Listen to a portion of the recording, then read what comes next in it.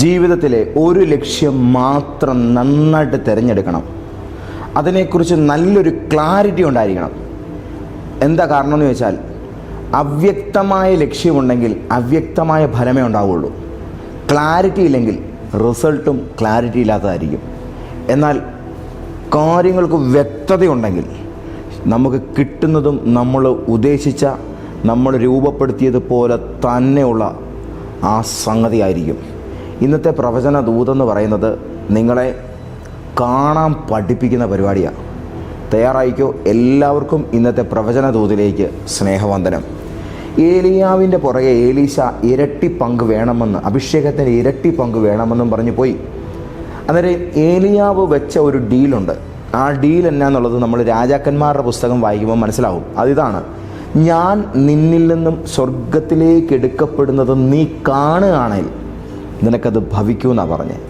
അപ്പോൾ ചില കാര്യങ്ങൾ പഠിച്ചാൽ കിട്ടത്തില്ല, ചില കാര്യങ്ങൾ പ്രാർത്ഥിച്ചുകൊണ്ട് മാത്രം നേടണമെന്നില്ല, ചില കാര്യങ്ങൾ കിട്ടണമെങ്കിൽ കണ്ടേ പറ്റുള്ളൂ. അപ്പോൾ കാണുന്ന ആ ഒരു സംഭവം ഭയങ്കര ഇമ്പോർട്ടൻ്റ് ആണ്. യേശു ഒരു കാര്യം പറഞ്ഞു: ശരീരത്തിൻ്റെ വിളക്ക് കണ്ണാണ്, കൈയല്ല, കണ്ണാണ് വിളക്ക്. നാക്കല്ല, നാക്ക് തീയ. വിളക്കെന്ന് പറയുന്നത് കണ്ണാണ്. അപ്പോൾ കണ്ണെന്ന് പറഞ്ഞ സാധനം ഭയങ്കര പവറുള്ളതാണ്. ചിലർക്ക് കണ്ണിൻ്റെ മേൽ ശക്തിയുണ്ട്. അങ്ങനെയുള്ളവർ ചില കാര്യങ്ങളെ നോക്കിയാൽ അവരെന്തിനെ നോക്കുന്നു ആ നോട്ടത്തിന് ഇരയാകുന്നവർക്കിട്ട് ചിമിട്ടം പണി കിട്ടാറുണ്ട്. അതിനെയാണ് നമ്മൾ ദുഷ്ടക്കണ്ണെന്ന് പറയുന്നത്. കണ്ണീറെന്ന് പറയുന്ന സാധനം അതുതന്നെയാണ്.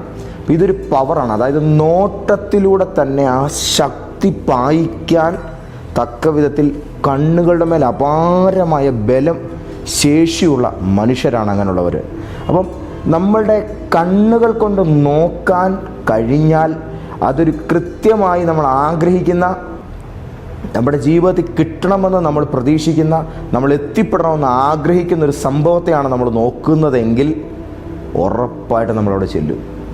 കാണാൻ പറ്റിയാൽ 80% കാര്യങ്ങളും ഓക്കെയാണ്. പലർക്കും അറിയത്തില്ല. ഇതിൻ്റെ കാരണം എന്ന് പറഞ്ഞാൽ പ്ലാൻ ഇല്ലാതെ, ഒരു 3D പ്ലാനോ എസ്റ്റിമേഷനോ മറ്റു കാര്യങ്ങളോ ഒന്നുമില്ലാതെ വീട് പണിയാൻ ഇറങ്ങുന്നവരും പണിയാൻ പോകുന്ന സാധനം ഇന്നതാണെന്നുള്ളതിനെ കൃത്യമായി ബഡ്ജറ്റ് വിലയിരുത്തി നല്ലൊരു ആർക്കിടെക്റ്റിനെ ഏൽപ്പിച്ച് പരിപാടി നടത്തുന്നവരും തമ്മിൽ വ്യത്യാസമില്ല. ഇത് തന്നെ എൻ്റെ പുറകിൽ ലൈഫിനെക്കുറിച്ച് കൃത്യമായിരിക്കുന്ന സങ്കല്പങ്ങളും കാഴ്ചകളും കണക്കുകൂട്ടലുകളും ഉള്ളവർക്ക് അവർ അധികം പിഴയ്ക്കുകയല്ല. ഇല്ലാത്തവർ കിടന്ന് ചുമ്മാ വട്ടം കറങ്ങും. അതുകൊണ്ട് വ്യക്തമായിട്ട് ഇതെങ്ങനെയാണ് പരിശീലിക്കേണ്ടത്, ഇതിനെ പഠിപ്പിച്ച ആൾ യോഹന്നാൻ ശ്ലീഹയാണ്. യോഹന്നാൻ്റെ ലേഖനം, 1-ാം ലേഖനം 1-ാം അധ്യായത്തിൻ്റെ 1-ാം വാക്യം ഇങ്ങനെയാണ് പറയുന്നത്: ആദ്യം മുതലുള്ളതും ഞങ്ങൾ കേട്ടതും സ്വന്തം കണ്ണുകൊണ്ട് കണ്ടതും ഞങ്ങൾ നോക്കിയതും ഞങ്ങളുടെ കൈ തൊട്ടതുമായ ജീവൻ്റെ വചനം. ഇതൊരു അടുക്കടുക്കായിട്ടൊന്ന് കണ്ടേ. ഒരു ഏണി പോലെയോ അല്ലെങ്കിൽ ഒരു നട പോലെയോ നിങ്ങളൊന്ന് കണ്ടേ. അതിനകത്ത് ആദ്യം അദ്ദേഹം പറയുന്ന കാര്യം, ആദ്യം മുതലുള്ളതാണ് ഈ സാധനം. ഞങ്ങൾ കേട്ടത് കൊണ്ടൊന്നും കിട്ടുകയില്ല. ഉണ്ടെന്ന് പറഞ്ഞിട്ടും ആദ്യം മുതലെല്ലാം റെഡിയാണെന്ന് പറഞ്ഞാലും കിട്ടുകയില്ല. ഉള്ളതിനെ നിങ്ങൾക്ക് കിട്ടണമെങ്കിൽ നിങ്ങൾ അതിനെക്കുറിച്ച് കേൾക്കണം. കേൾക്കുന്ന കാര്യത്തെ നോക്കണം, കാണണം, നോക്കണം. അപ്പം ആദ്യം മുതലുള്ളതിനെ കേൾക്കുക, കാണുക, സൂക്ഷിച്ച് നോക്കുക. ഈ കേൾവിയും കാഴ്ചയും നോട്ടവും, ഒന്നുകൂടെ, കേൾവിയും കാഴ്ചയും നോട്ടവും സംഗമിച്ചാൽ അവിടെ കൈ ചെല്ലും. കൈ അതിനെ തൊട്ടിരിക്കും. അത് ഈ ലോകത്തിലെ എത്ര വലിയ അബണ്ടൻസ് ആണെങ്കിലും നിങ്ങളുടെ കൈ അതിനെ തൊട്ടിരിക്കും. ലോകത്തിലെ ഏറ്റവും വലിയ പദവിയായാലും നിങ്ങളതിനെ തീവ്രമായി തന്നെ ഫോളോ ചെയ്യുന്ന ആളാണെങ്കിൽ നിങ്ങളതിൽ ചെന്നിരിക്കും. ഏറ്റവും ശക്തമായിട്ടുള്ളതായ ദൈവശക്തിയുടെ ഒരു പുതിയ തലം നിങ്ങളത് പിടിച്ചിരിക്കും. പ്രിയപ്പെട്ടവരെ, കൂടുതൽ ഈ കാര്യത്തിനകത്ത് വലിച്ചു നീട്ടലുകളൊന്നുമില്ല. നിങ്ങൾ എന്തിനെ ആഗ്രഹിക്കുന്നു, നിങ്ങൾ എന്തിനെ നേടാൻ പോകുന്നു, അതിനെക്കുറിച്ച് അതിൻ്റെ മുക്കും മൂലയും ഇന്നതാണെന്നുള്ള നിലയിൽ വ്യക്തമായ ഒരു ക്ലിയർ പിക്ചർ നിങ്ങളുടെ കയ്യിലുണ്ടെങ്കിൽ നിങ്ങൾക്കത് കിട്ടിക്കഴിഞ്ഞിരിക്കുന്നുവെന്ന് ഞാൻ എഴുതി തരാൻ ആഗ്രഹിക്കുന്നു. ഇത്രയേ ഉള്ളൂ കാര്യം. അതുകൊണ്ട് നീ കണ്ടാൽ നിനക്ക് അഭിഷേകത്തിൻ്റെ ഇരട്ടിപ്പങ്ക് കിട്ടുമെന്ന് പറഞ്ഞ ഏലിയാവ് ഒരു നിസ്സാര പുള്ളിയല്ല. ഞങ്ങൾ കേട്ടത് കണ്ടത് നോക്കിയതിനെ തൊട്ടു എന്ന് പറയുന്ന യോഹന്നാൻ ശ്ലീഹായും ഒരു നിസ്സാര പുള്ളിയല്ല. ഇവരുടെയൊക്കെ ലൈഫിൽ ഈ സംഭവം ഉണ്ടായിരുന്നു. നിങ്ങൾക്കിതുണ്ടെങ്കിൽ നിങ്ങൾ ഇതിനകത്ത് കയറും. ഈ കാലഘട്ടത്തിൻ്റെ ഏറ്റവും വലിയൊരു ദോഷം എന്നാന്ന് ഞാൻ പറയട്ടെ. ഒരു തരത്തിലത് അനുഗ്രഹമായിരിക്കുമ്പോൾ തന്നെ ഒരു ദോഷം കൂടിയുണ്ട്. അത് പറയാം. നമ്മൾ കാണുന്ന കാര്യങ്ങൾ പണ്ടുള്ളതിനേക്കാൾ 600 മടങ്ങ് കൂടുതലാണ്. പണ്ടൊരു മനുഷ്യൻ്റെ ചിന്തയിലൂടെ 80,000 തോട്ട്സ് ആയിരുന്നു പോയിക്കൊണ്ടിരുന്നത്. ഇന്ന് 80,000 ഒക്കെ പോയിട്ട് നാളുകളായി. 80,000-ന് പകരം 1,60,000 മിനിമം പോയെന്നിരിക്കും. കാരണം അത്രത്തോളം റീലുകളും സംഗതികളുമാണ് നമ്മളിങ്ങനെ കണ്ടുകൊണ്ടിരിക്കുന്നത്. എവിടെ തിരിഞ്ഞാലും അഡ്വർടൈസ്മെൻറ്റും ട്രെൻഡിങ് ആയിരിക്കുന്ന മറ്റ് കാര്യങ്ങളുമാണല്ലോ കയറി വരുന്നത്.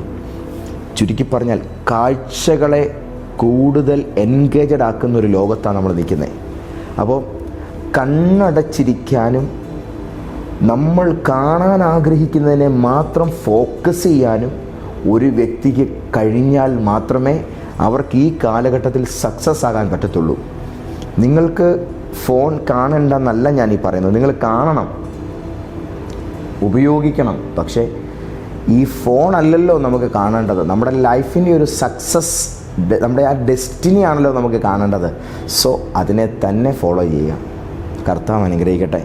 അതുകൊണ്ട് എന്താണ് വേണ്ടത്? വീടാണെങ്കിൽ വീട്, വിജയമാണെങ്കിൽ വിജയം, അനുഗ്രഹമാണെങ്കിൽ അനുഗ്രഹം, ശക്തമായിരിക്കുന്ന അഭിഷേകമാണെങ്കിൽ അത്, നിങ്ങൾ എന്ത് ക്ലെയിം ചെയ്യുന്നു അതിനെക്കുറിച്ചുള്ള ക്ലിയറായിട്ടുള്ള പിക്ചർ കർത്താവിൻ്റെ കയ്യിൽ കൊടുക്കാൻ പാകത്തിൽ നിങ്ങളുടെ കയ്യിൽ വേണം. നിങ്ങളുടെ മനസ്സിൽ നിങ്ങളത് വരയ്ക്കണം. നിങ്ങളുടെ മനസ്സിൽ നിങ്ങളത് ഓരോ ദിവസവും പണിയണം. ഓരോ ഇഷ്ടിക വെച്ച് നിങ്ങളുടെ മനസ്സിൽ നിങ്ങളൊരു കൊട്ടാരം തീർക്കണം.